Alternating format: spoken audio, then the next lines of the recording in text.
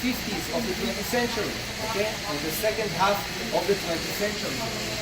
But these are older churches over here. So first of all, we're talking about church that were built during the Byzantine period. I'm talking about the 4th century.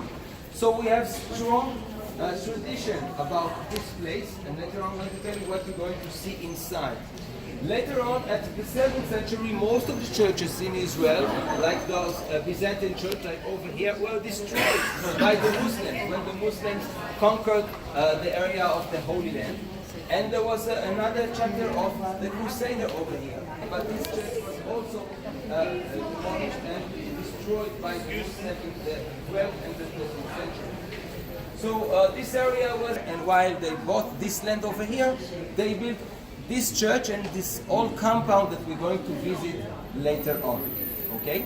So let's start with the church. First of all, we're looking at the facade of the architect, and this time it's Muccio, another Italian architect. This white stone are the symbol of the virginity of Mary the Virgin. Okay, that's why he built it in white stones.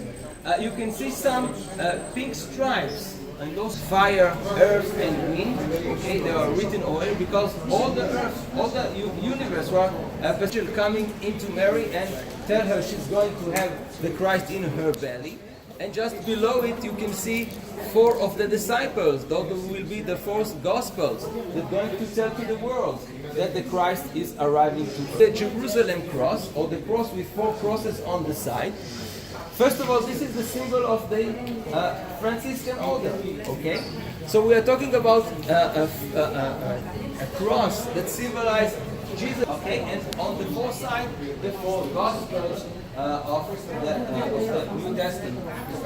Just below it, you can see there are 2 hands putting like this. And we are talking about one hand, the right hand, will be Jesus' hand, which is injured from the crucifixion.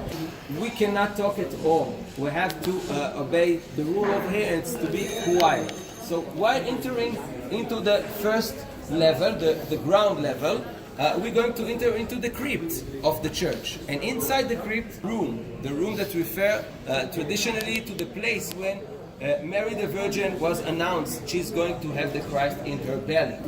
And in the second floor we're going to see a local church, since there is a local community over here, and we're going to see this church as well.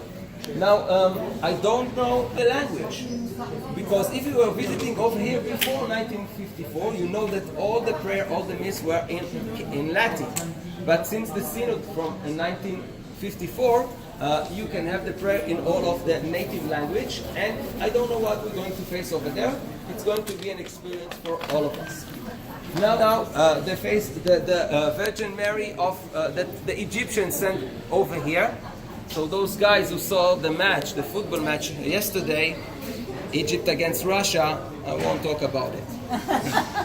Okay, so inside of the church we're going to see some other version of Mary the Virgin. I'm not referring to anyone specifically, but if you look over there you will see some Virgin Mary from all over the world. I think in my eyes, one of... Okay? Yeah, it's inside. Yeah, we're going to see it inside. So what we are going to do right now, we're going to enter the church as a group all together. Guys,